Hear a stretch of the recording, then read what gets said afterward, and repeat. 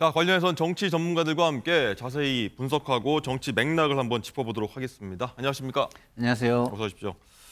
자, 들으신 대로 어제 윤 대통령과 한동훈 대표가 지난주 전체 만찬 이후 6일 만에 저희가 비공개로 독대를 했다고 하는데 윤기찬 부위원장께 한번 먼저 여쭤보겠습니다. 화기애애한 분위기 속에서 1시간 반 정도 했다고 하는데 제법 긴 시간이었습니다. 어떤 대화가 좀 오갔을 걸로 보이십니까? 그러니까 화기애애했다는 말은 첨예한 특정 이슈 현안과 관련된 집중적인 논의는 없었다 이렇게 볼 수가 있는 것 같고요. 아마 이 만남 자체는 이제 한동훈 대표가 비대위원장 등으로 정치인 행보를 시작한 이래 대통령과의 첫 독대로 보여져요. 네. 물론 정진석 실장이 어느 정도 참석을 했는지 모르겠지만 어쨌든 첫 독대다. 이전에 점심을 한 적은 있죠. 2월 달경인가요? 네. 그때도 아마 윤재욱 원내대표가 같이 참석을 했기 때문에 사실상 첫 독대라서 조금 더 허심탄회한, 그러니까 어떤 형식적인 이런 논의가 아니고 허심탄회한 얘기를 했을 것 같다라는 거고, 늘 한동훈 대표도 선거운동 과정부터 얘기를 해왔지만 사실은 당정 간의 목표가 같다라고 말씀을 해왔어요. 근데 그 목표가 같다는 의미가 어떤 것인지에 대해서 충분한 논의를 했을 것이다. 그러니까 윤석열 대통령이 성공적인 국정을 마무리해야지만 여당 대표인 한동훈 대표도 그에 따라서 본인이 다른 정치적 행보를 할 수 있을 것이라는 인식이 같이 했을 것 같고요. 두 번째는 이제 현안들에 대해서 조금만 얘기를 했을 것 같고요. 네. 어떤 걸까요? 예를 들면 지금 특검법과 관련된 여러 가지 논의들이 있잖아요. 네. 중구난방 논의들이 있는데 이것들과 관련돼서 대강의 얘기들은 했을 것 같아요. 한 목소리 내자, 예를 한 목소리 낼 수밖에 없죠. 왜냐하면 사실은 이제 대통령의 거부권이 여당으로서는 가장 강력한 무기인 것이고요. 네. 또 대통령 입장에서 보면 여당의 작은 의석수지만 어쨌든 재의결 절차에서 이탈표가 없어야지만 거부권이 또 소결의 성과를 얻는 거잖아요. 그러니까 여당과 사실 대통령 입장에서 보면 어떤 그 야당을 상대로 해서 뭘 간취시키려면 둘이 어쩔 수 없이 아주 강하게 밀착을 해야 돼요. 네. 그러니까 이게 화합을 넘어서서 결속의 강도가 강해져야 되는 겁니다. 화합은 늘 얘기하는 거잖아요. 근데 이게 화합을 넘어서서 어떤 일이 있어도 결속을 해야 된다라는 것에 대해서 어느 정도 공감대에서 이뤘을 것이다. 네. 마지막으로 이 이제 만남이 이루어지게 된 배경을 보면 한동훈 대표가 전화로 먼저 요청한 걸로 알고 있어요. 그렇습니까? 정 실장이 조언을 했을 수는 있겠죠. 그러나 형식적인 측면에서 보면 한동훈 대표가 대통령께 전화를 드려서 이 만남이 이루어진 것으로 보여집니다. 네. 그 모양새도 아주 좋죠. 대통령이 먼저 전화한 것보다는. 따라서 한동훈 대표 입장에서 보면 대통령과의 관계 설정을 지금 한 거죠.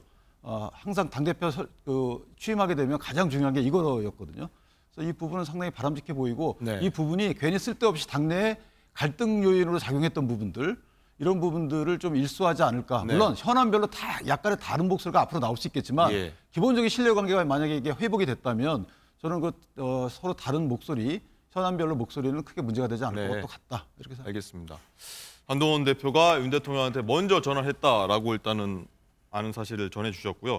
김상일 부대변인 생각 좀 궁금합니다. 일단은 한 대표가 당대표 선거에서 제2부속실 설치도 주장했지 않습니까? 네. 또 이 직후에 공교롭게 어제 또 대통령실에서 제2부속실 설치하겠다라고 어떻게 보면 화답한 모양새도 되는데 화합해야 된다고 말씀하셨었는데 이게 갈등, 윤한 갈등 이런 거 없이 화합을 쭉 하게 될까요?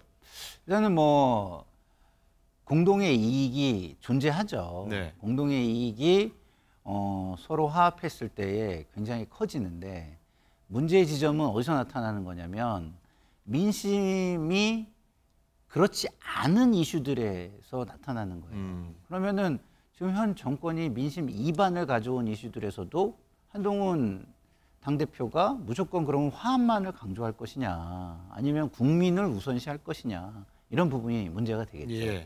그래서 저 만남이 저는 좋은 시그널이기를 바랍니다. 변화를 어느 정도 대통령이 수용하겠다는 그런 좀 너그러운 마음이 생기신 것이기를 저는 생각하고요. 한동훈 당대표도 갈등이 있었지만 포용하고 민심도 포용하겠다.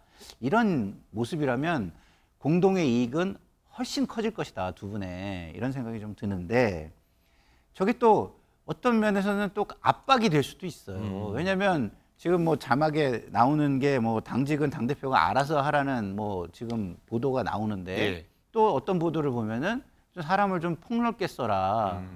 이렇게 또 얘기했다는 보도도 나오거든요. 그러면은 어디가 좀 방점이 있는 건가? 그것을 저는 가늠할 수 있는 것은 어디서 가늠할 수 있냐면 정책위 의장의 거취가 저는 가늠자가 될 것이다. 정점식 정책위원장 알겠습니다. 근데 이 조언을 하면서 일반적인 덕담이죠. 사람을 폭 좁게 써라 이렇게 얘기하지는 않을 거 아니에요. 그러니까 저거를 과대하게 갈등 요소적 분위기로 해석하는 거 옳지 않고 네. 구체적으로 탁 집어서 만약에 뭐 당내 인사를 두루두루 그 당직 기용할 때 써라 네. 이렇게 말씀하신 게 아니기 때문에 일단 그렇게 해석할 건 아니다 싶습니다. 네, 알겠습니다.